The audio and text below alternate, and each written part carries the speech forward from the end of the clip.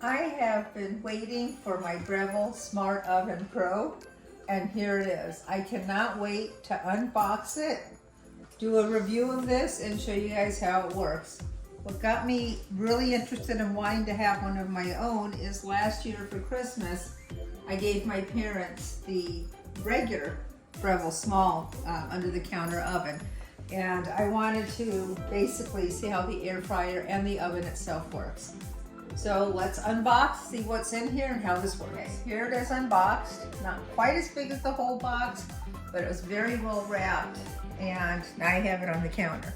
So let's start with the basics. You could buy a Breville oven in a lot of different places. Sur La Table sells them, Williams-Sonoma sells them, get it on Amazon.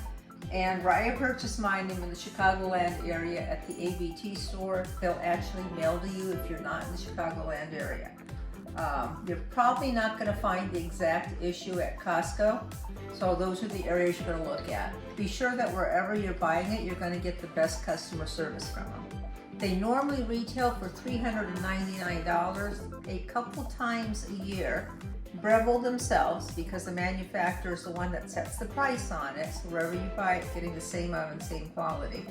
We'll put it on sale. I bought mine for $299. I actually went on a waiting list because they sold out and I received it after a couple of weeks. So what's in the box is obviously your oven.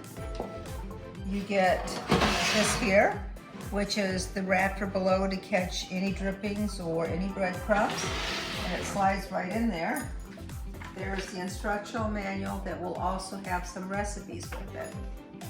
It includes a 13-inch non-stick pizza pan that fits in without a problem. It also includes 2 racks, not one, so you can put them in at different heights to make with. And I'm doing this sideways so it's a little bit more difficult. So there's the rack. There's a roasting pan, also non-stick. And then you have this that goes on top if you want to keep the roast or whatever you're making away from the drippings. And this is pretty cool. This is a dehydrating rack. So if you do vegetables or if you're dehydrating any foods or anything like that, that also goes with the oven. And one more rack. So quite a few accessories that come with it. We know the price and everything. Next thing I'm going to show you is the functionality, and then we're going to look at how some of the food comes out cooked in here. So the unique feature about the Breville oven is if you look inside, the team came up with a solution on how to cook different foods. Up here, you have the different heating elements. You have heating elements down here. You have a fan that propels it, and you have the IQ heating element, which means that based on some of the pre-programmed foods that you're preparing, it knows which elements to turn on, how to control the heat on it, as well as the fan to operate it. So toast, you'll basically just put your little wrap based on the toast that you want it. Then you go to the toast and you choose if you want it light cooked, whoops, right here the toast, what temperature you want it cooked at. By moving the dial to the right, it goes darker or lighter. So the lower the number, the less that it cooks. Same thing with the bagels, you're going to use the same process. If you're going to the broil is usually high. You could actually moderate it to a low. The heat's coming from the top. So you're going to want to use a lower rack for the broiling, and again, it'll tell you to use the lower rack. Another really interesting feature that it has, I love this one.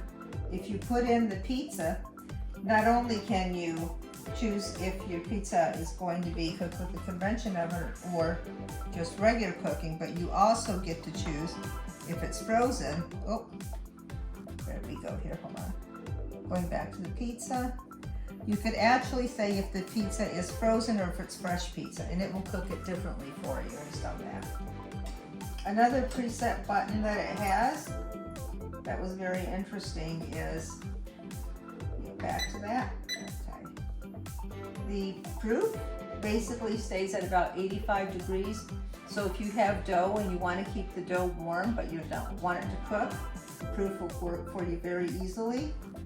You also have the air fryer. Now the air fryer, I strongly suggest that you use, it doesn't have to be this brand, any brand is fine, but it's basically the paper liners for the air fryer, so that if you're cooking something, it's not gonna splash all over the place and get everything dirty. This is the rack that they recommend for the air fryer. They do recommend that if you're cooking wings or something very oily, you might want to use this rack instead. And again, not that I'm lazy, but I'd rather spend my time doing something else. Use a liner for the air frying. The slow cooker is there as well. Obviously, it tells you the temperatures and how you want it. If you want to use the Celsius, hold on here, let me go back to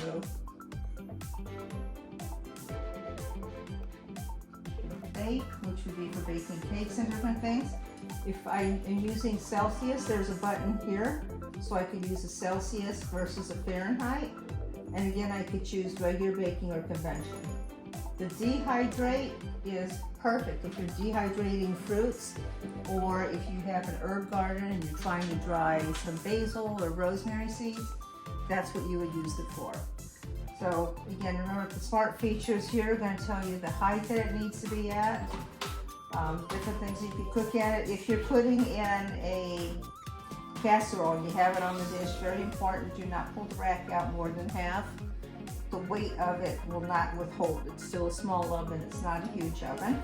And in a few minutes we're going to probably bake some cookies as my first try out and see how those come out.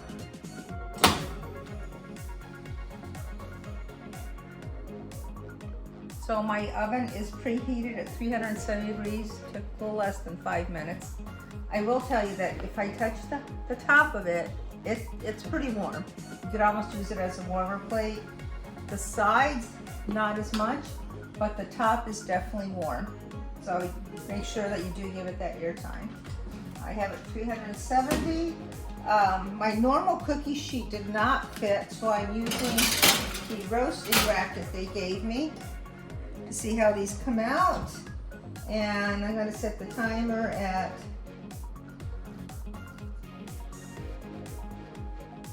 10 minutes. There, it's really sunset. There we go, 10 minutes. And we'll come back in about 10 minutes and see how they look and how they cooked. Cookies are almost baked. I actually had to give it one more minute. What I did find out is two things. That A, the timer is very loud, so you can definitely hear it in the other room. But also, the oven shuts off when the timer goes off, which is nice because if you decide to open up, take the cookies out, and you forget to turn off the timer, you don't have to worry about it. All right, so here are the cookies. You can see that actually they came out pretty plump. They look great. I'm gonna let them cool off a little bit, see how they cooked all around, and eat a cookie. Anyway, I'm very glad that I have my oven. I have an amazing home oven. I absolutely love it. But see, it turns off everything. But sometimes it's just nice to have a small oven that you could cook faster with, or if it's Thanksgiving or a holiday and you need the extra space, here it is. Remember, $2.99 on sale, definitely worth the money. Rating wise, can't tell you. I have to try the air fryer feature and then let you know. From the cookies and the features, probably about a 4.5. So here are the cookies, and I don't know why, but for some reason they came out better than the oven. They cooked at the same time, same temperature, but they didn't burn on either side, and they're very plump and they're extremely moist on the inside. So again, my next test is to see how the air fryer works. I'm going to make fried chicken in an air fryer. What I have here is an egg wash. So I have 3/4 cup of milk with 2 large eggs. I beat them with some salt and pepper. I have my chicken legs that have been washed and drained. And I'm going to put them all in here into the egg wash. And gonna turn this a little bit and let it soak for a few minutes. I'm taking the chicken out of the egg wash, and this is just plain flour. So just a very simple, true old-fashioned fried chicken. Difference is, instead of putting it in oil, I'm going to put it on these sheets here, which are the protectors for the air fryer, and we're gonna air fry it. Here's my chicken, and it's ready to go in. This is the first time that I do an air frying with my new Breville oven to see how this comes out. So we're going to put this at air fry, and timing, I'm gonna tell you that even though it's an air fryer, I'm gonna leave it at least 25 minutes, and then I'll check to see if it needs to be turned. We're gonna hit the start. Oh no, that's correct. Okay. Air fryer, 400 degrees, perfect. Okay. And we're gonna hit that, and what it does is at first it heats up, and then it'll actually start the timing. It won't start that 25 minutes till it's hot. So you'll see that it says air fryer on it right now. That's how I know it's on the air fryer mode. And it says preheating. So let's check and see how this looks in about 20 minutes. All right, so I'm at the 25-minute point, and I'm turning these around. And my guess is it's gonna be at least another 15 minutes. So it's still on air fry. I don't need 37 minutes. I'm gonna put it down to 15 and hit the start. Now, if you remember in the first part of the video, it said air fry and it had a couple of other buttons on.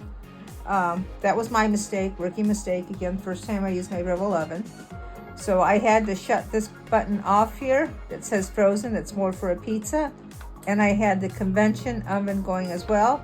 And I made sure to shut that off, so that was just the air fryer for another 15 minutes. So here's the fried chicken made in the Breville oven. It took probably close to 40 minutes, but I will tell you, look at that. It definitely looks fried. It doesn't look baked.